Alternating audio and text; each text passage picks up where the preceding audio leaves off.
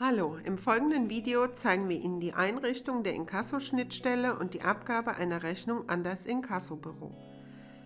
In Camin Futura haben Sie die Möglichkeit, über Inkasso Consulting Stumpf oder ETI Experts Inkasso Ihre Forderungen abzugeben.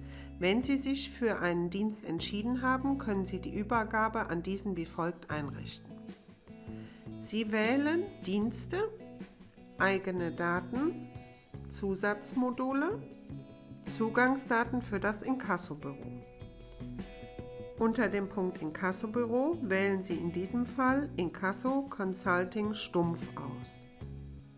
Im Anschluss vergrößert sich die Maske und Sie müssen Ihre eigenen Daten hinterlegen, um eine Mandantennummer zu erhalten.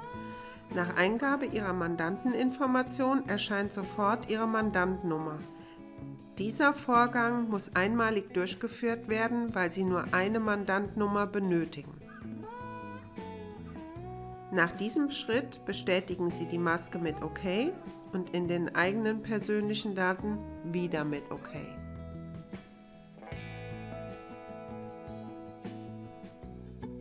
Die Schnittstelle ist nun eingerichtet.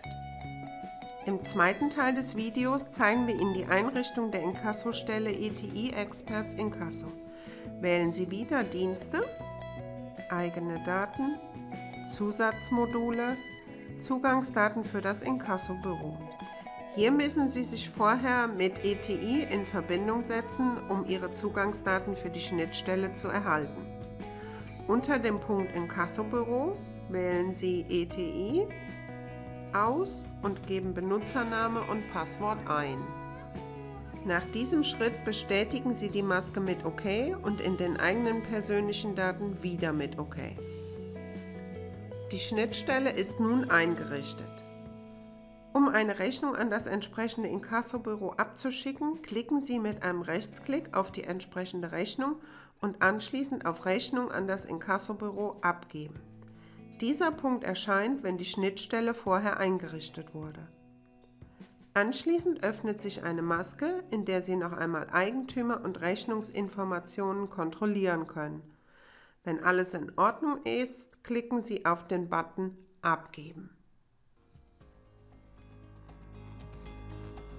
Abonnieren Sie unseren Channel und verpassen Sie keine News mehr.